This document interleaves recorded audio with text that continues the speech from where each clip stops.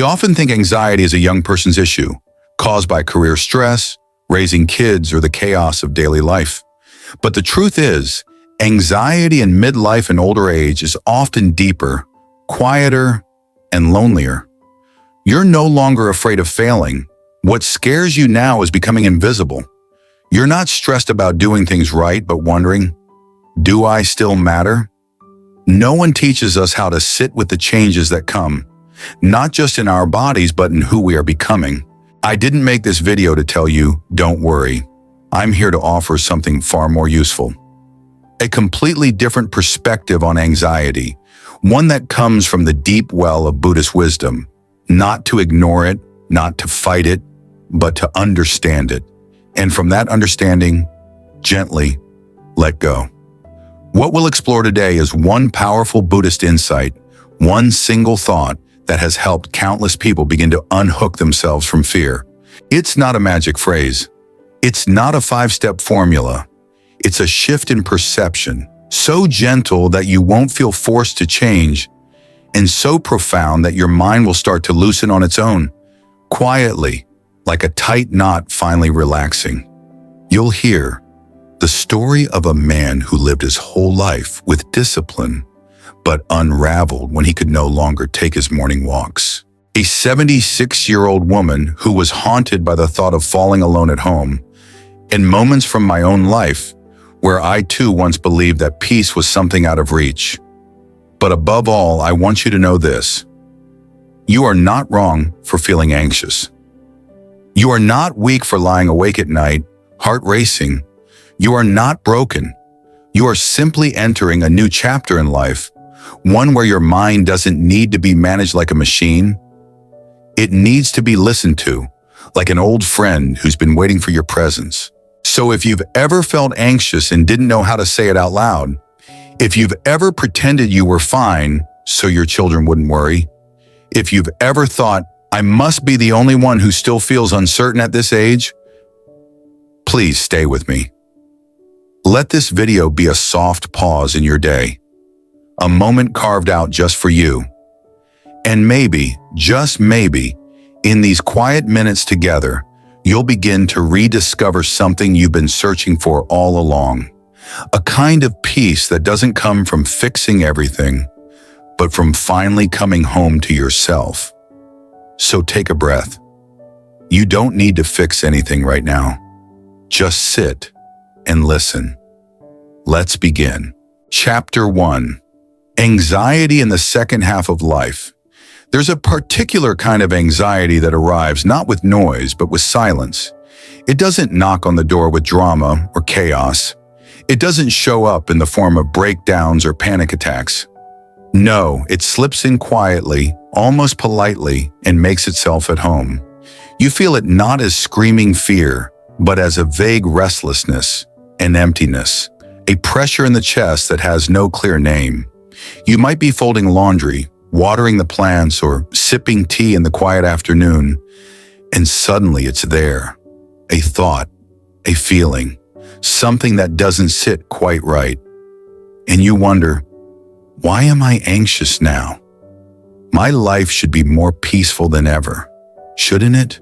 Life slows down, but the mind speeds up. One of the great ironies of aging is this. Just when life begins to slow down, the mind often speeds up. In your younger years, distractions were everywhere. Work, deadlines, family, bills, noise. You barely had time to process your emotions, let alone face them. But now perhaps you're retired. The kids are grown. The home is quieter. The days are more spacious. And suddenly, there's nowhere left to run from yourself. The stillness you once craved now feels like a mirror. It reflects not just the beauty of peace, but also the shadows you've been too busy to notice. The Buddhist teacher Ajahn Chah once said, "If you haven't learned to be at peace in stillness, you will find no peace in movement." This is why so many people feel unsettled after 60. It's not because something is wrong, it's because life has finally grown quiet enough for your inner world to speak. And what it says can feel overwhelming at first. The hidden questions behind the quiet. When you really listen, you may notice that anxiety is rarely about what's happening in the moment. It's about deeper, more vulnerable questions. Who am I now if I'm no longer needed the way I used to be? Have I wasted time? Did I miss something important? What happens to me when I can no longer take care of myself? Will I be remembered or slowly forgotten? These are not trivial questions. They are sacred. But in our culture, we're taught to hide them, to be strong, to move on, to stay positive. So we bury them. We distract ourselves. We smile politely when people ask how we're doing. And beneath the surface, anxiety grows. Not because you're weak, but because no one ever taught you how to sit with these questions, how to hold them gently, like a parent holding a frightened child. Story: Tom and the Morning Trail. Let me tell you about Tom. Tom is a retired Navy veteran, strong in body and in discipline. For over 20 years, he had the same morning routine. Wake up at 5:45 a.m., make black coffee, and walk the lake trail near his home at exactly 6 a.m. That trail was more than exercise. It was ritual, identity, control. But one winter, Tom slipped on ice and tore the tendons in his hip. The doctor said no more early walks. He could still move, but not like before. At first he joked about it, but soon his mood changed. He grew quiet, irritable. He stopped answering phone calls.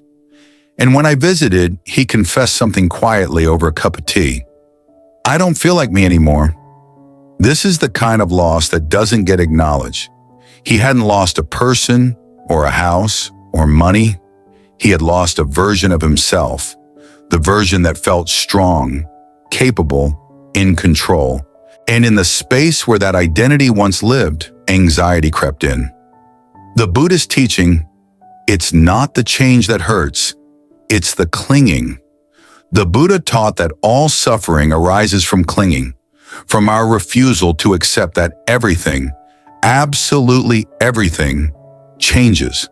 Your body changes, your roles change, your relationships shift.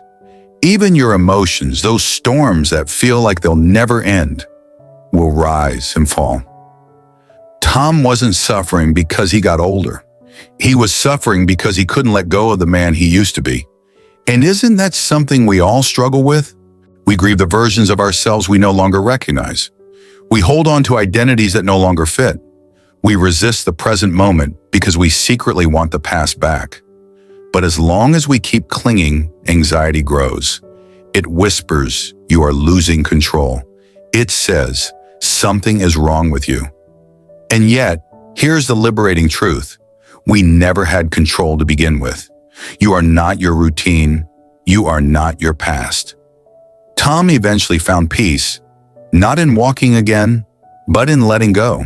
He began sitting by the lake instead of walking it. He'd bring a thermos of tea, watch the birds, and simply breathe. And one morning he smiled and said, I thought I'd lost something, but I've gained something I never knew I was missing. Time to just be. The moment Tom stopped grasping at who he used to be, he met a part of himself that had always been there, but had never been still enough to see. You see, you are not your job. You are not your youth. You are not your productivity, your titles, or even your memory. You are something deeper. You are the awareness that remains when everything else changes. A gentle invitation. So let me ask you gently, what part of yourself are you still clinging to? What identity feels threatened by the changes in your life? And what might happen if you let it go just a little? The Buddhist text Dhammapada says, from attachment springs grief, from attachment springs fear, but he who is free from attachment knows neither grief nor fear. This isn't a command to let go completely overnight. It's an invitation, a gentle one, to start loosening your grip. Because the truth is, the moment you stop grasping, anxiety stops grasping you. Up next, the one thought that frees you. In the next chapter, we'll explore the single most powerful thought in Buddhist teachings that can begin to transform your relationship with anxiety. This too is just a thought. It's a phrase that sounds simple, but don't be fooled. It holds within it the power to shift you from fear to freedom, from contraction to spaciousness. But for now, let's pause here. Take a breath. Place your hand on your heart if you'd like. You are not broken. You are becoming. Let's keep going. Chapter 2. The one thought that frees you. This too is just a thought. There's a moment that comes, sometimes early in the morning, sometimes in the middle of the day. A thought lands in your mind uninvited and settles there like a weight. It might whisper, "Something's not right. What if this never gets better? What if I forget something important? What if I'm becoming a burden?"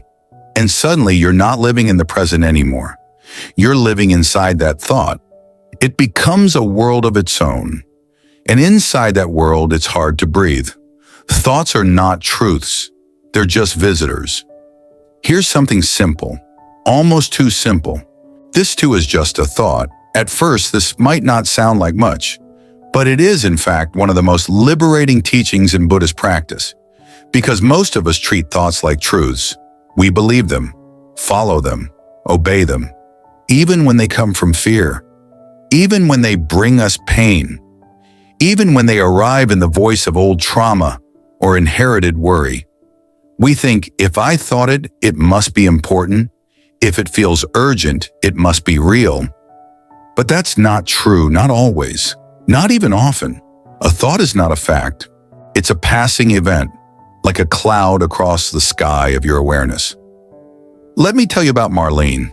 She's 76, widowed, and has lived alone for nearly a decade. A strong woman, bright and thoughtful, but lately something has changed.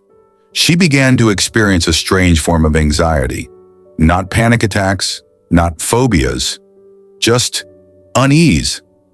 She would sit on her couch and feel her mind start to race. What if I fall and no one finds me? What if I leave the stove on? What if I forget where I put the keys again? What if this is the beginning of something worse? These thoughts weren't irrational. They were all possible, but they weren't happening. They were just thoughts. Still, they came with a racing heart, tightness in the chest, cold hands. Her nervous system couldn't tell the difference between possibility and reality. One day, Marlene's doctor recommended she attend a mindfulness class at the senior center. Hesitant but open, she went. The teacher asked them to write down a simple sentence. "This thought is not me, it is just a thought." At first it felt silly, but something about it stuck. Every time one of her what-ifs appeared, she would quietly whisper to herself, "This thought is not me, it's just a thought." And over time, like a tight knot slowly untying, the grip began to loosen. This is called non-identification. In Buddhist psychology, this practice is known as non-identification. It means you stop mistaking your thoughts for your identity. You are not your thoughts. You are not your fear. You are the one watching the thought arise and pass. Imagine your mind like a stage. Thoughts come and go like actors, but you are not any of the actors. You are the one sitting in the audience observing. When a scary or painful thought comes, you don't have to kick it off the stage. You just don't have to give it the microphone. Why this thought changes everything. Let's return to the phrase, "This too is just a thought." Why does this matter? Because the moment you realize a thought is just a thought, you take back your power. You stop being inside the storm. You become the sky that holds it. You stop reacting from fear. You start responding from awareness. This is not denial. This is not pretending the thought isn't there. This is the sacred practice of seeing clearly. And clarity is peace. How to use this in real life. Let's say you're standing in your kitchen and suddenly a wave of worry hits. What if I get sick and no one notices? Pause, breathe. Place your hand gently on your chest and say silently or out loud, "This is a thought. It is not happening. It is not me." It is just a thought, and it will pass. Then return to the moment. Feel the warmth of your hands. Notice the scent of your tea. Hear the sound of birds outside. You are not pushing the thought away. You are simply stepping back from it. Your brain isn't broken. It's trying to help. Many anxious thoughts are leftover habits. They come from decades of surviving, protecting, planning, defending. Your mind is not trying to hurt you. It's trying to help you. It's scanning for danger, even when there is none. It's rehearsing problems so you feel more prepared. It's remembering old wounds to keep you safe. But safety and peace are not the same. And sometimes the greatest act of healing is to say, "Thank you, mind. I see you're trying to help, but I'm okay now." Buddhist wisdom. Let go gently. The great teacher Ajahn Chah said, "If you let go a little, you will have a little peace. If you let go a lot, you will have a lot of peace. If you let go completely, you will be free." Letting go doesn't always mean changing your life. Sometimes it simply means loosening the grip on one thought. Let go of the need to fix it. Let go of the urgency. Let go of the fear that says this means something is wrong with me. Because more often than not, it's just a thought. In the next chapter, we'll explore how to anchor yourself more fully in the present moment through mindfulness, a practice that doesn't require a meditation cushion or monastery, just a breath, just a moment, just a return to where you already are. Chapter 3. Mindfulness, returning to the present moment. Anxiety rarely screams. Often it whispers. It begins not with drama, but with a flicker, an odd sensation in the chest, a vague discomfort, a passing sense that something is off. You might be drinking your morning tea, folding laundry, or looking out the window when it arrives. It doesn't announce itself with alarms. It slips beneath the surface of your day, like a draft under the door. Especially in midlife or later, when life slows down and the world becomes quieter, this low hum of anxiety can sneak in almost unnoticed until you feel trapped by it. Mindfulness is not about clearing the mind. We often misunderstand mindfulness. We think it means emptying the mind or becoming perfectly calm all the time. That's not mindfulness. Mindfulness is not about removing thoughts. It's about noticing them. It's about becoming intimate with reality without running away from it. It's the simple act of bringing awareness to what is here, right now, without judgment. Not fixing, not analyzing, just noticing. This noticing, this presence, is the space where peace is possible, even in the midst of chaos. A Buddhist teaching, be where your feet are. The Buddha said, "Do not dwell in the past. Do not dream of the future. Concentrate the mind on the present moment." Why? Because anxiety lives in what was or what might be. It feeds on the past and the future. It rarely exists in the present.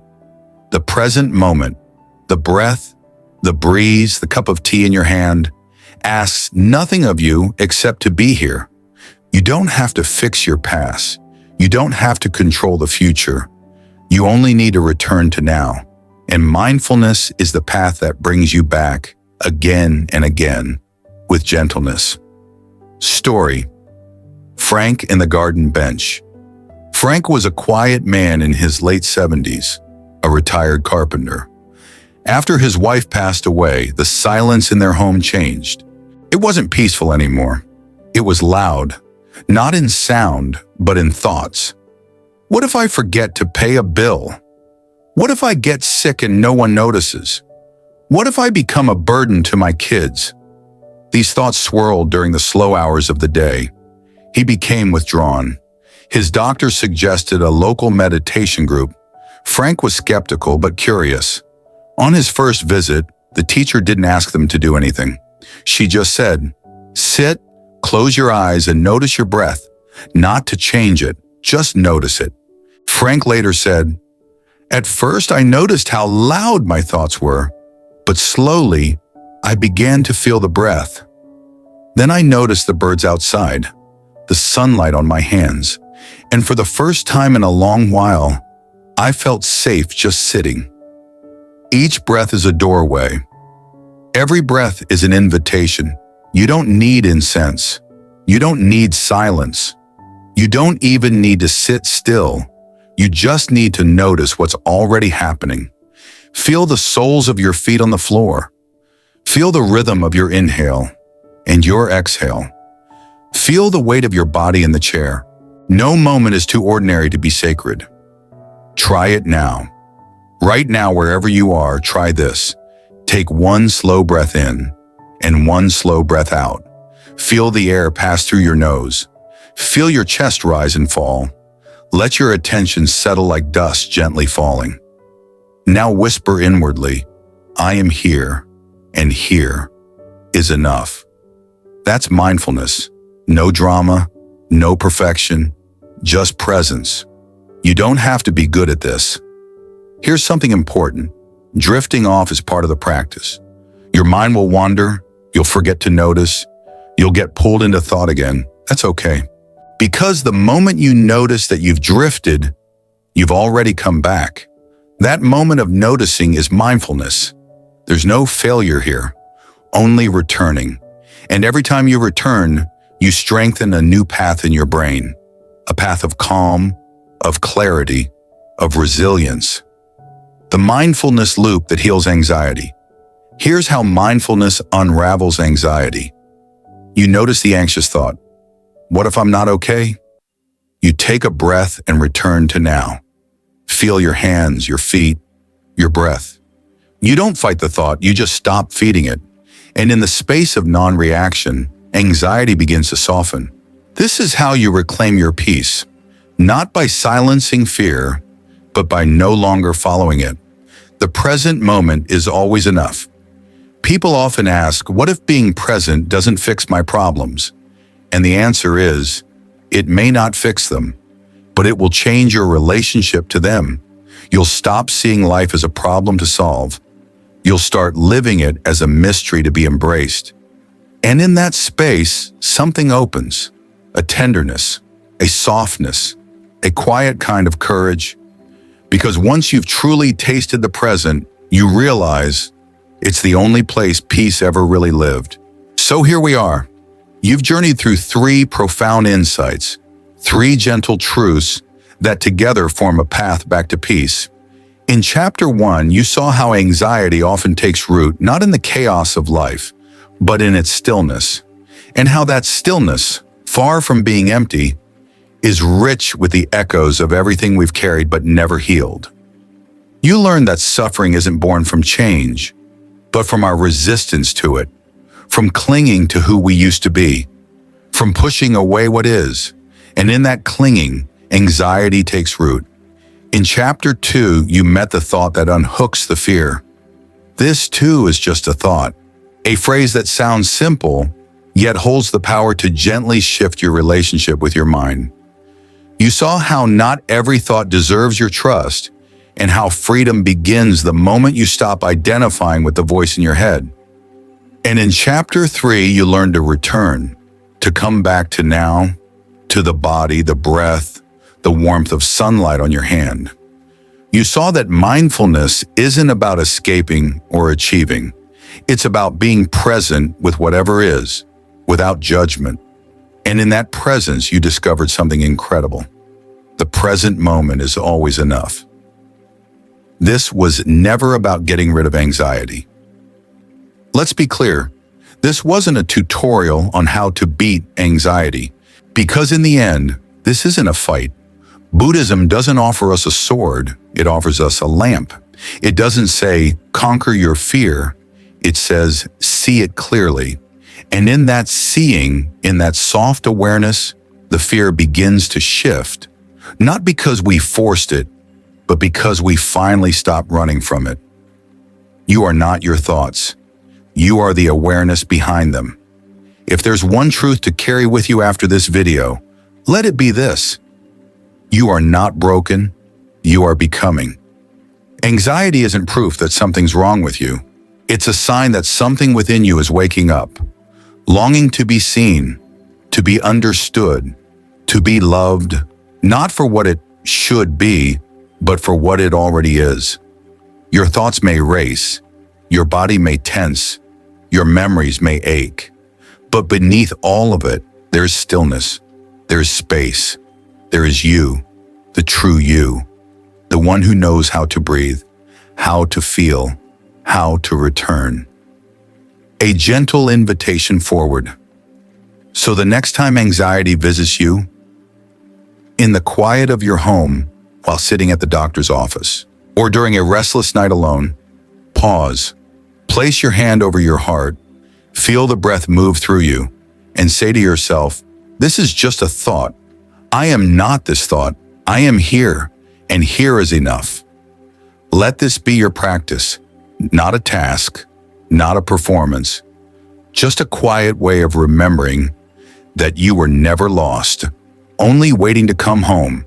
From all of us at Mindful Healing, thank you for walking this path with us. If this video touched something in you, let it sit, let it settle. And if you wish, come back to it anytime. We'll be right here, breathing with you, walking with you, returning with you. One mindful moment at a time.